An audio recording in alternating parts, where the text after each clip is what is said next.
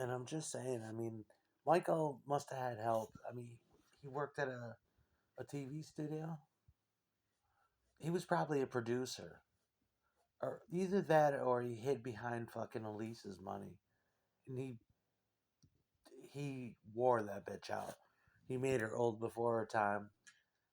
Behind closed doors, and when the lights went down, Michael was a vampire.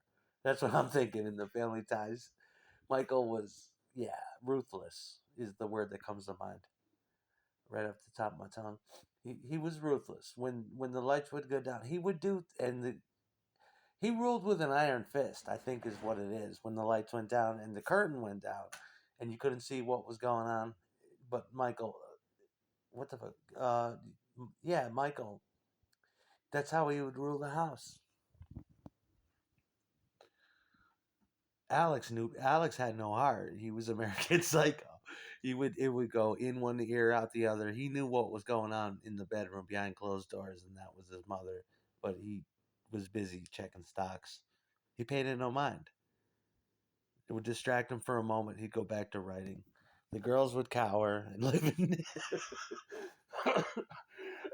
and live in fear of Michael, and they would walk on eggshells around him. Alex didn't care. Michael and Alex had that thing. They would meet eye to eye in the kitchen. How'd you sleep? Michael would be checking his stocks. He'd look up from his cup of coffee. Slept like a rock. Slept like a baby. And then he'd look at his mother real quick and go back to checking his stocks. Ruthless. That's the word that comes to mind. Ruthless.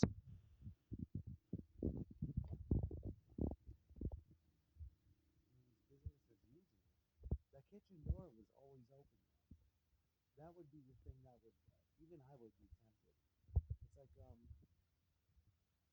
It's like, yeah, the door was always open in the kitchen. It was like the Manson house. It was like Sharon Tate's or fucking, or like, Wonderland. Wonderland murders. Just that back door with murder in the Brady house.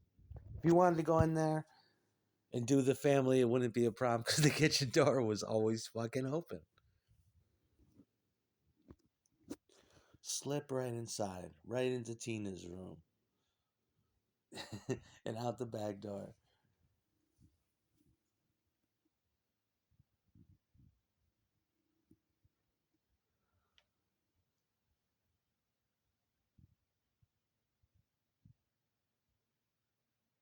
But yeah, though, Family Ties was definitely eager to cash in on that nostalgia before it was even popular.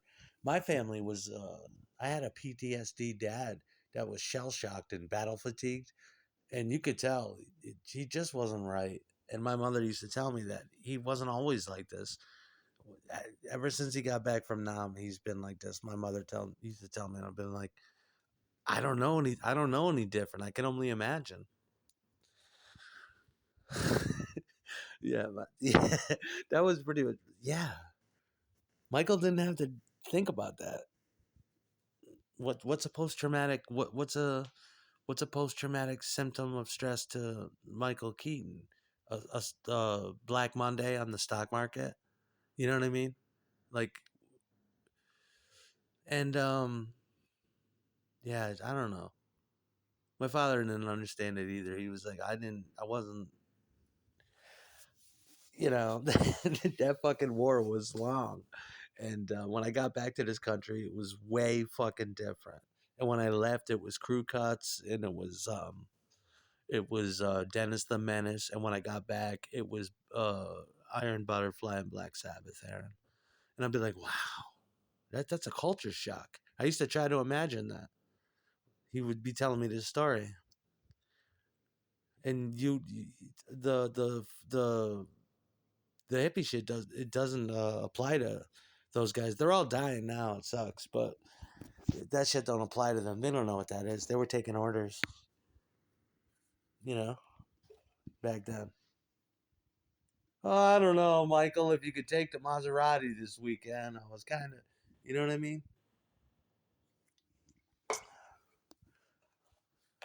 I don't know, Alex, if I can, the 80s shit.